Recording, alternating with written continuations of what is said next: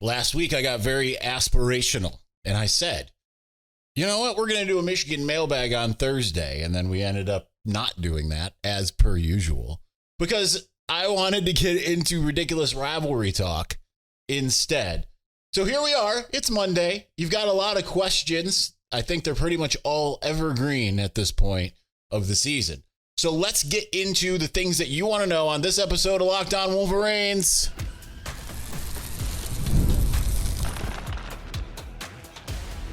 You are Locked On Wolverines, your daily podcast on the Michigan Wolverines, part of the Locked On Podcast Network, your team every day. Happy Monday. We are back and doing it. Locked On Wolverines podcast, part of the Locked On Podcast Network, where it's your team every day. I am your man on the ground, Isaiah Hole, publisher of Wolverines Wire through USA Today Sports Media Group. Let's get right into it, starting with our leaders and best. James Crudup at James Crudup 6.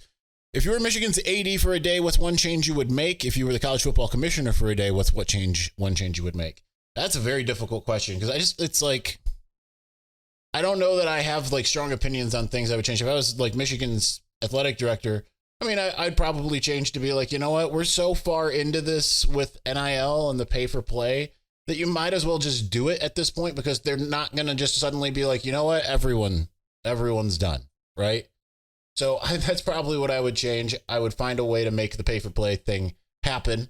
I don't know if they could do that even, because I mean, that's more boosters and such. But I would certainly be funneling a lot more, try to funnel a lot more towards that, because the better the football program is in particular, the more revenue you're going to end up making. And if you end up falling by the wayside, it's not going to really matter. So that's just kind of what I would like as far as athletic department revenue. It's going to fall down with it. So to me, that's the one thing that I would change. I would make another change. I'd make student tickets a heck of a lot more affordable, and just tickets in general. I understand, there's probably market rate. I would probably reverse a lot of the Dave Brandon surge pricing type stuff.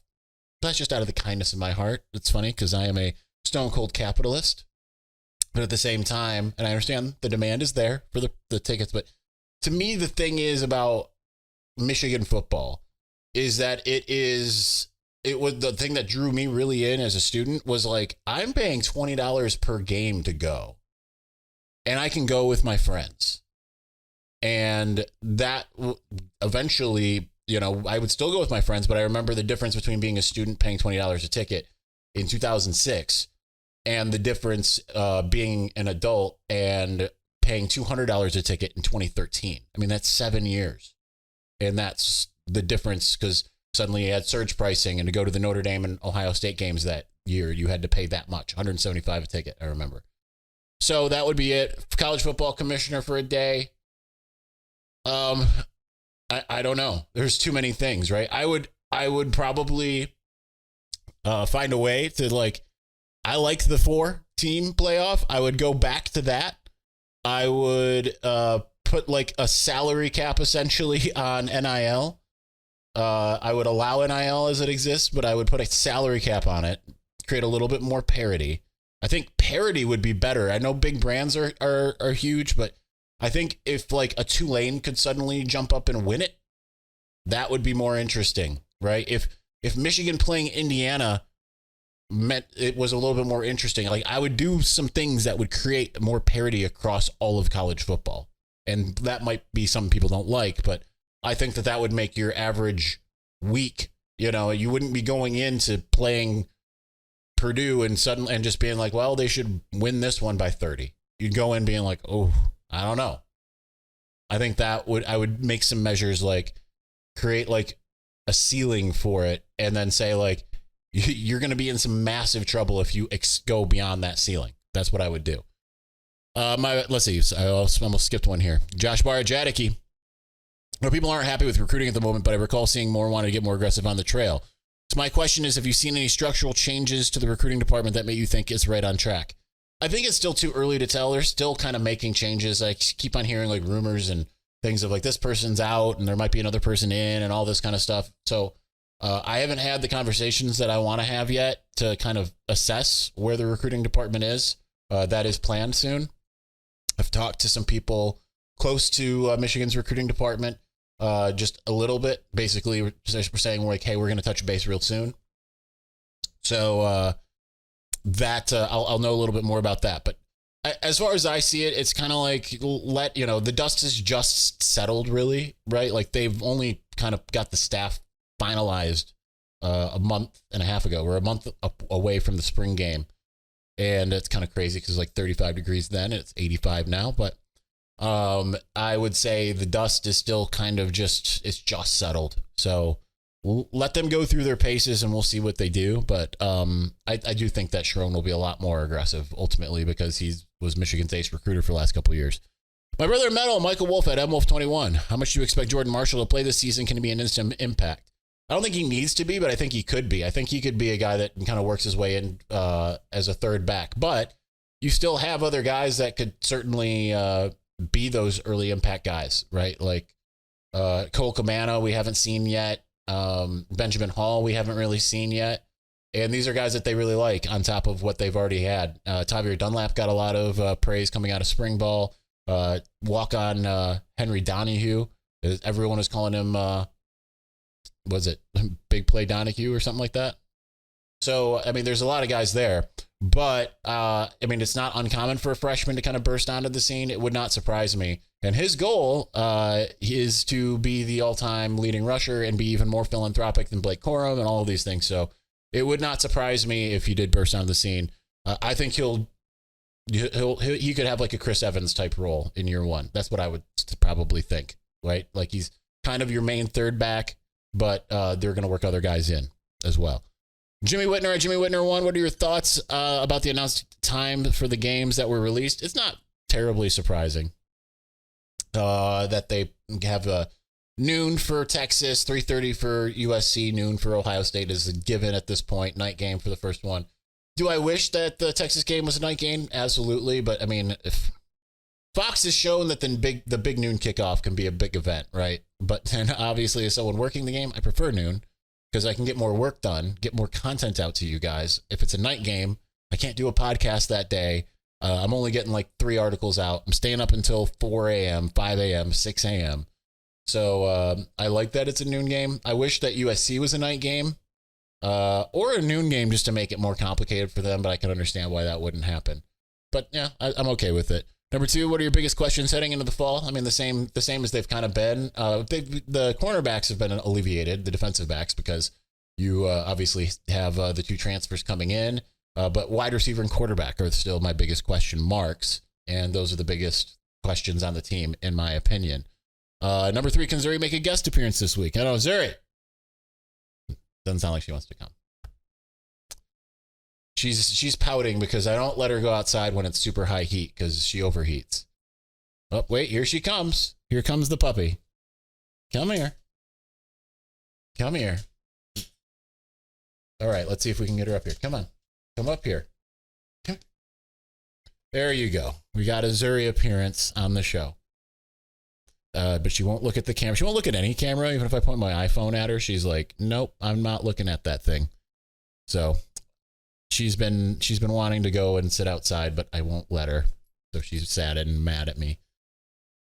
Jonathan Joseph at JJoseph2156. Cross all sports, even with basketball not being good. Is this one of the best years in Michigan's athletics with football, softball winning the Big Ten, lacrosse winning the Big Ten, women's basketball in the tourney, and gymnastics always doing well? Add men's rowing to that. I believe men's rowing.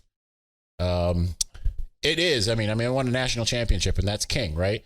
Like mediocre football and everyone else championships. It's great for athletics, but like there's nothing that compares the hype that it goes with a football championship. So that still reigns supreme. But yeah, it's 2021 might have been the most across the board one because it was like everyone won the Big Ten, right? Basketball, football, baseball, I think even. I could be wrong there, but I mean, it just seemed like every single sport was winning the Big Ten. So 2021 might be the only one ahead of it, but this is more gargantuan because Michigan won the national championship, of course. Finishing us out in segment 1, Spencer Whitmore at Spencer Whitmore. We expect ticket prices to go up this year. I have a few clients who are season ticket holders at Georgia. They said after the Natty, their tickets and parking went up at least 30%. I don't know because I've not really been tuned into that since 2014. My guess is probably because even though I am a free market capitalist, greed is a different scenario. And I do think that, unfortunately, there will be some greed involved. Demand will probably go up a little bit too, which is, the law of supply and demand would dictate that. But I do think there will be a greed component. So hopefully it doesn't go up 30%. But yeah, it would not surprise me at all. I have no idea otherwise, though. Anyway, we're going to continue on. We've got plenty more of your questions coming up. We're going to get to those here in just a moment.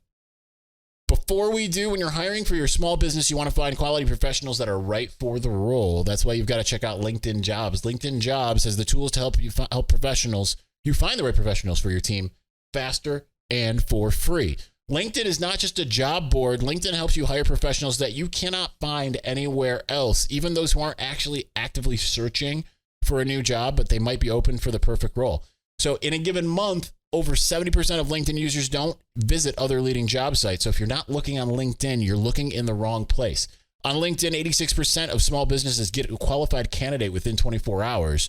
Hire professionals like a professional on LinkedIn. LinkedIn is also constantly finding ways to help make the process easier and faster. They even just launched a feature that helps you write job descriptions, making the process that much better. So post your job for free at linkedin.com/lockedoncollege. That's linkedin.com/lockedoncollege to post your job for free. Terms and conditions apply.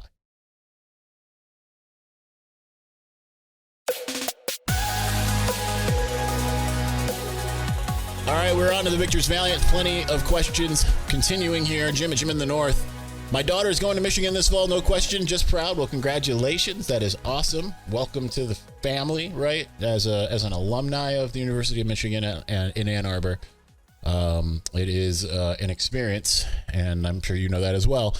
But you actually did end up having a question. What is your grade for how Coach Moore is handling and has handled his staff build? I would say I'll give him a B+ for the staff build. I'd give him a little higher if it wasn't for the Greg Scruggs, what have you. Esposito might be just as enticing and as exciting once everything is said and done.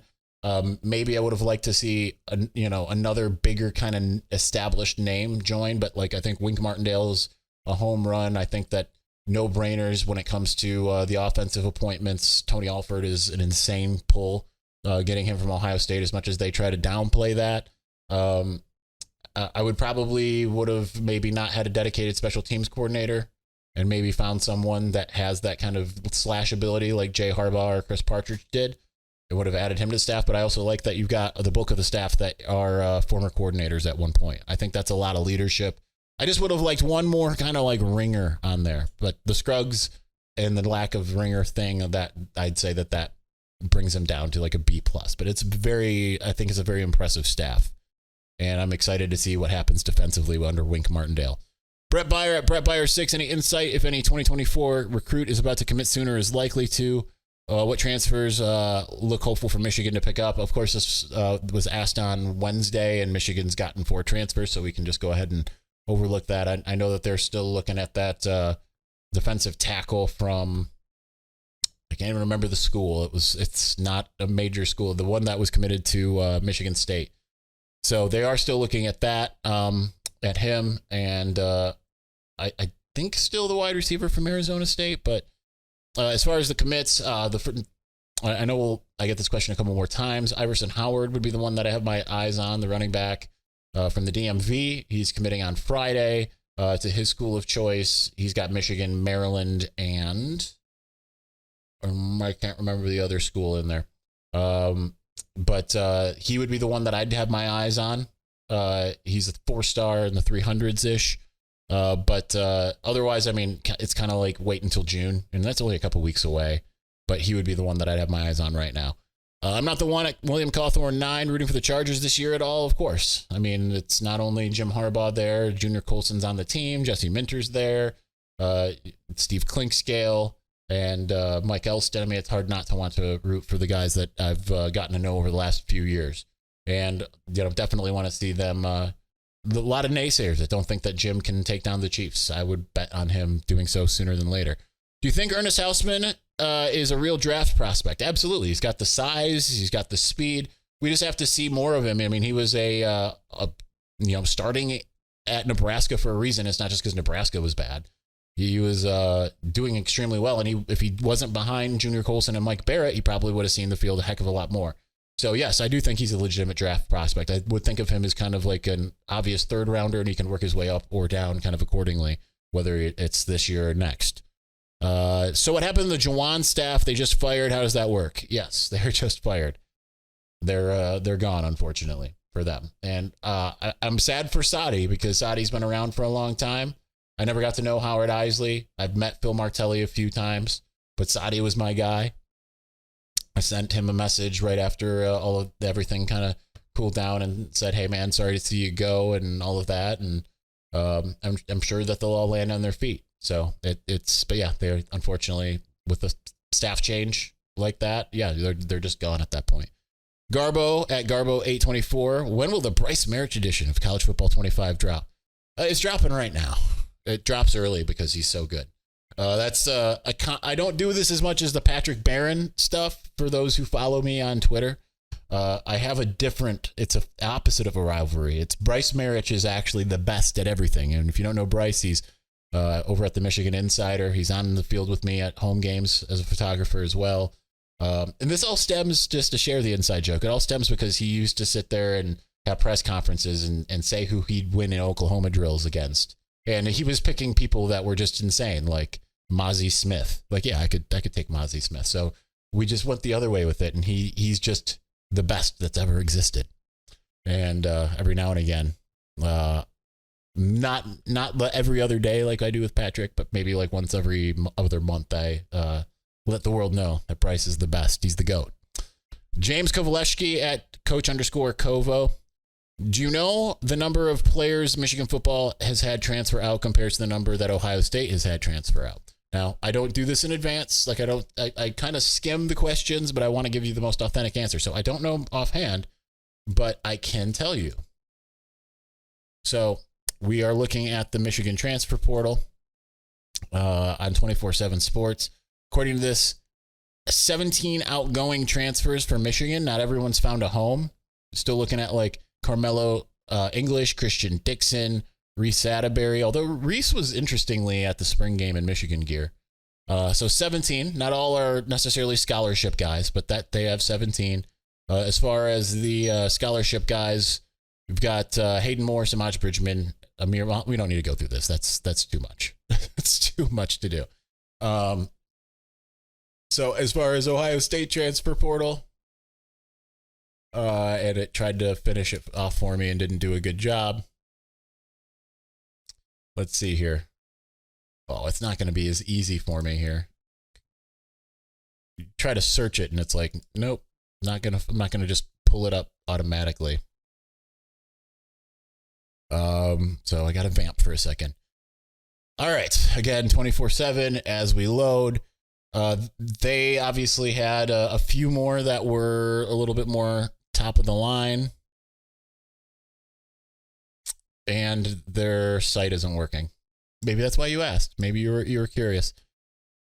Probably about the same, but I can't get the site to work. So if it loads, blame 24/7 for just suddenly not working here. Wait, let's try on 3. I'm just used to that. Transfers. Ohio State transfer portal. This is way confusing. Normally on 3 is better with a lot of these things, but it is very confusing. However, this is just in terms of I can't just look it up really fast. Try one more time to see if I can't get this to work. Ohio State transfer portal. There we go. I worked around the system. They've got 25 that were outgoing. So a few, I'm not seeing as many who have who were necessarily non-scholarship players. We're looking at mostly 3 stars though, with the exception of Kyle McCord. Guy like Evan Pryor gone. Guy like Julian Fleming gone. Chip Trayanum. Dallin Hayden. A lot of bigger names, obviously. Michigan didn't have nearly as many big names there. So, wow, that took a long time. All right. Moving on. Anton Sesmita Mangala. I have a behind-the-scenes question. Do you have any say in the intro or outro music, or is all that produced by Locked On? How about the ads? Do you get any say which ones are on the podcast? Any other interesting behind-the-scenes and behind-the-mic info? intro and outro, which I'm still using the old theme for the outro and the new one for the intro, just because it doesn't really fit the outro. And I haven't really said anything yet. They give us a list of like 30 or 40 that they did each time, and I got to pick which one. So I just picked kind of what I feel fits the show, the vibe of the show the best. So they give us so many different things that we were allowed to pick from. Same thing with the interstitial music. Ads, no, they supply all the ads. I do occasionally, very rarely, but occasionally I will reach out to people and see if they want to advertise. That's where we had home field on the show, because I already had believed in their product. I had owned some home field stuff, and that's when we had Connor Hitchcock, who runs home field, had him on the show, and then he eventually started advertising with us. But generally they are the ones that do all that. As far as interesting stuff behind the scenes, I mean, it's kind of a rinky-dink situation, right? I'm in a very small room. I've got my desk here with my iMac Pro. I've got my music production gear here that I kind of run things through. Sometimes we don't do as many guest spots because I don't use like some of the other Lockdown people use some of those streaming platforms like StreamYard or I can't remember all the other ones, but they sometimes use that. I edit everything by hand using Adobe Premiere. And so when you see like the cuts and stuff like that, I've got like certain things that I use, and I have a loop deck, and then I go and I edit every single thing by hand. So in a lot of the things, like if you're watching, you see like the sidebar and everything, that's all stuff that I do by hand. So we used to have a little bit more motion graphics. If you look at the bumper at the beginning of the show, it's got my name coming up. That's I did that all in After Effects. But yeah, that's about it. All right, we're behind time, as we always are on this episode. So let's continue on. The Rican Raider at Hamstand 87. Isn't ironic that Buckeye Scoop was fired for stealing practice tape? It is kind of ironic, but they don't seem to have a problem with it. It's fine for them, not fine for them to steal it, but maybe not another one. I'm not going to get delved too much into that. Real question: When do you think new recruiting will pick up, and what good and bad things have you heard? I haven't heard anything really good or bad. June, right? Because that's typically, outside of last year, that is when things pick up for Michigan in recruiting. And considering just kind of the late building of the staff, that's not a surprise to me that it's kind of gone in this direction. It is unfortunate they didn't capitalize off of a national championship, but June is when it will start to come together, and I would assume you're going to have maybe not like the day in 2019 when they got like 7 commits in a day. I remember that day I went for a 15-mile walk. I had to keep stopping and writing the articles on my phone. It was just a little hike around Kensington Metro Park, but they will. I would imagine you'll see it being like a pretty productive June for Michigan. Clark at Blue for Life 8. Have you ever thought about doing a live show mailbag at a venue? It'd be very difficult. I mean, we've done one live show so far, period. And I was dying to death, and I was in Miami. It was for the Orange Bowl it was the day before the Orange Bowl, I believe. Yes, the day before the Orange Bowl in 2021. And that was, I did it with Jake. We did it live. And it was just kind of a nightmare scenario for me. It was fun, but I overdosed on cough medicine that day. It was bad.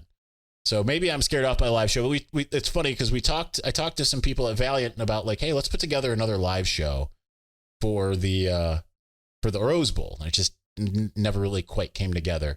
But we'll do something like that eventually. I just don't, I don't know how many people are going to show up to something in Michigan, right? I think it would have to be, some kind of destination event. But if I was like to say, hey, next week we're doing a live show, I would imagine 3 people would show up, if that. So easier to do it this way.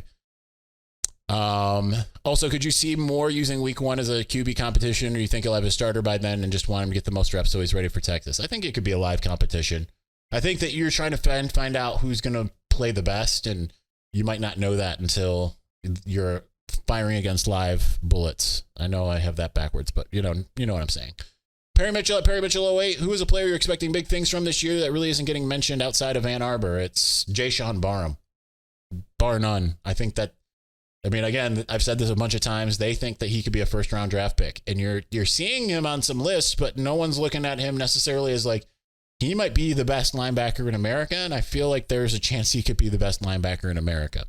Not to cut it short, we're just going to move on because we've got so many more to get to. Stugatz at X-Men86. If you had to guess who the next 3 recruits to commit, I'd have no guess. The recruiting is that every time it feels like you know what's going on, like Marquise Davis felt like a lock to Michigan, and then before you know it, you find out he's committed to Kentucky. I don't really have a good guess on that, so I don't really want to do it, to be honest. Jay Ricci at JMich99 finishing us out in segment 2. From Michigan's outstanding TV schedule, I can see some great opportunities for recruiting in the months ahead. How do you see those possibilities? Well, they're definitely going to be on more people's radars because, I mean, it's one thing when you have the schedule that they had last year, because it wasn't, they didn't have a lot of big recruiting weekends. It's like Ohio State and that's it, because that's the only like big home game that they had. But then you kind of can point to the college football playoff and the national championship game. It's another one. It's like, okay, you've got Texas. You got to bring in some recruits for that, right? You got USC. You want to bring in recruits for that. Like you want to get guys, anytime there's an electric atmosphere, you want to get recruits there to witness it so they can be like, wow, I wish I want to play in front of this crowd, right? So that would be, I think that's how that would play out, is just it's going to be a much bigger environment and better for Michigan in that way. All right, we're going to continue on. We've got a lot more coming up in the Blue Crew, and we'll get to them in just a moment. Before we do, it's winner take all time in the NBA and NHL, and FanDuel's giving you a shot to bring home a big win of your own. So right now, new customers get $150 in bonus bets with any winning $5 bet. It's $150 to bet on spreads, money lines, player props, and more. Visit FanDuel.com/lockedon and make every playoff shot count. FanDuel, America's #1 sportsbook.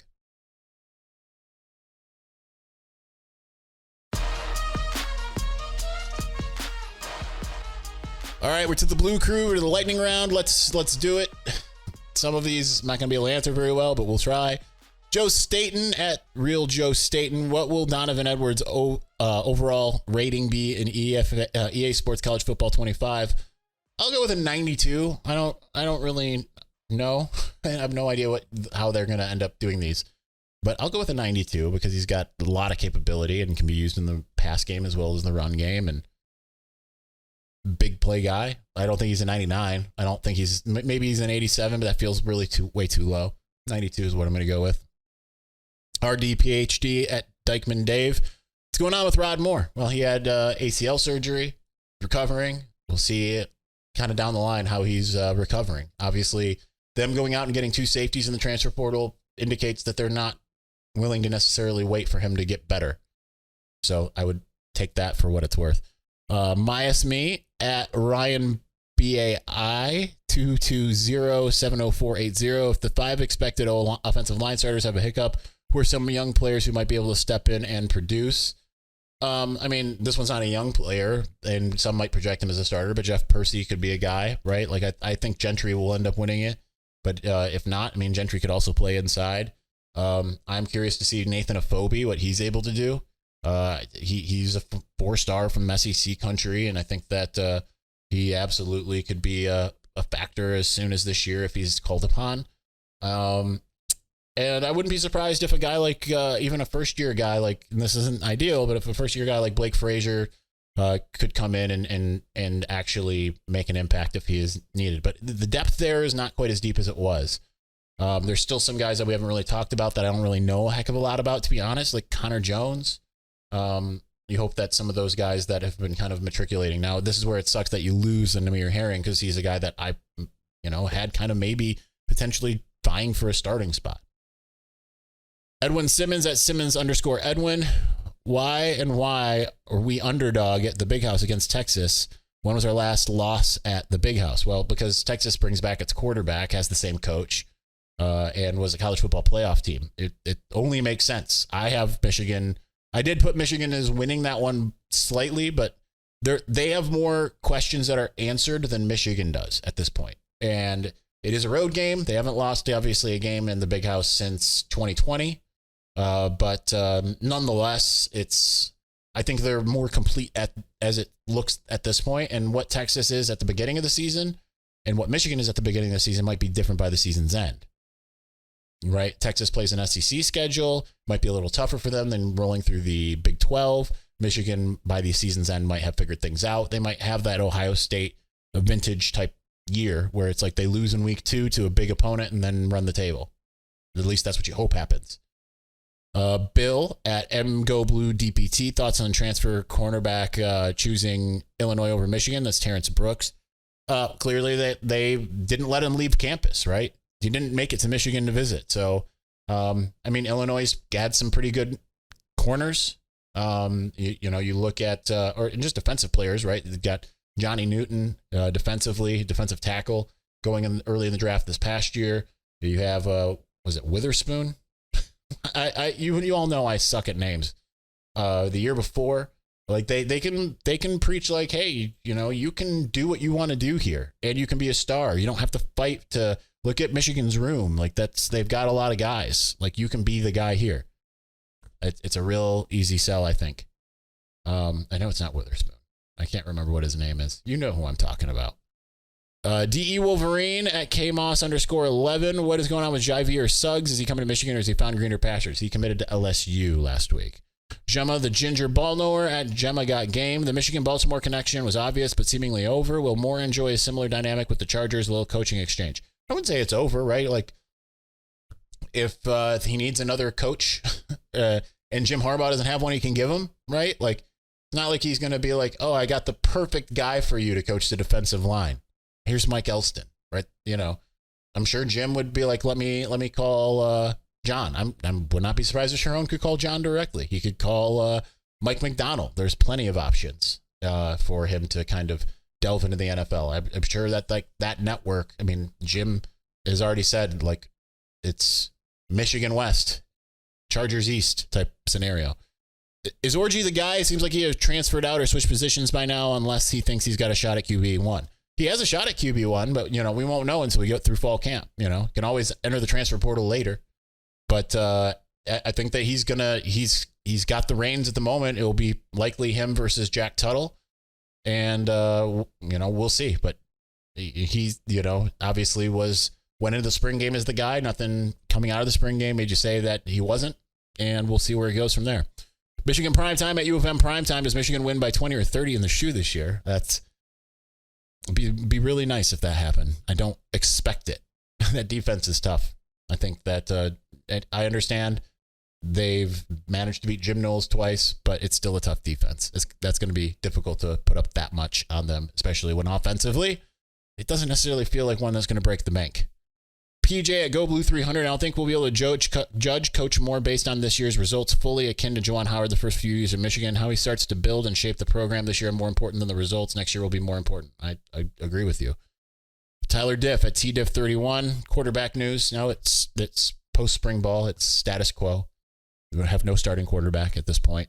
That will be a good one to ask again, probably in late August, before August 31st. Carter Carlin at Carter Carl 53947 with our GM Sean McGee and the addition of Teresa Whitehead. Is NIL going to focus more on endorsements or pay to play NIL? It's going to be endorsements. Like, that's what that whole thing is. It's not just, it's going to be about generating money, finding a way, like endorsements and like finding a way to just raise money. But I'm sure that they will still do it more kind of an endorsements style. And it worked for Michigan as far as existing players last year, and I'm sure it will continue. But it's all about finding opportunities for guys who are currently on campus, not getting guys to campus and then paying them. Christopher Michael Bauer at Chris Bauer 10. Caden Strayhorn, can Michigan get this one sealed and done?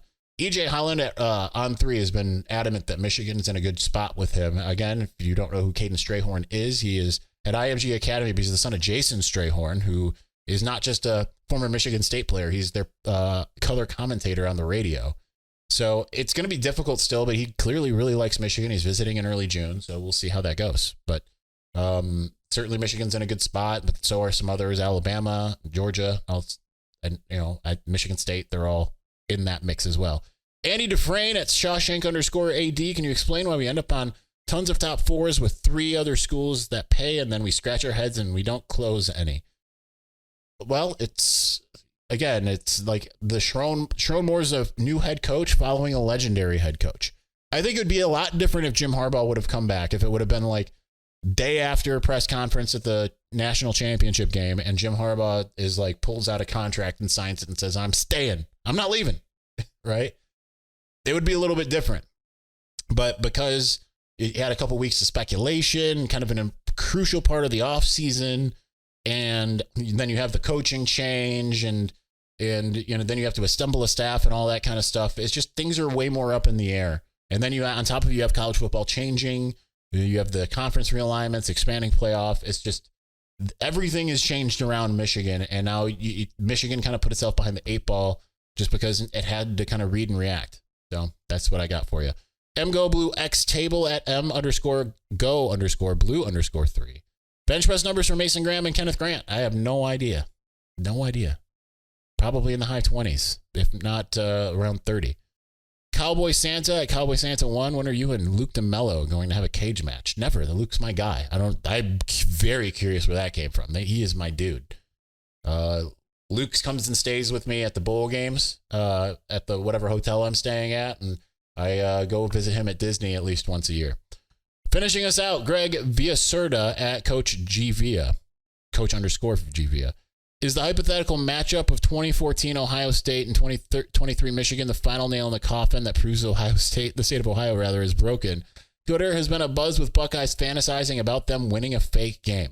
Yeah, they lost to Virginia Tech, which was a bad team that year. At no point in that year did they look particularly dominant.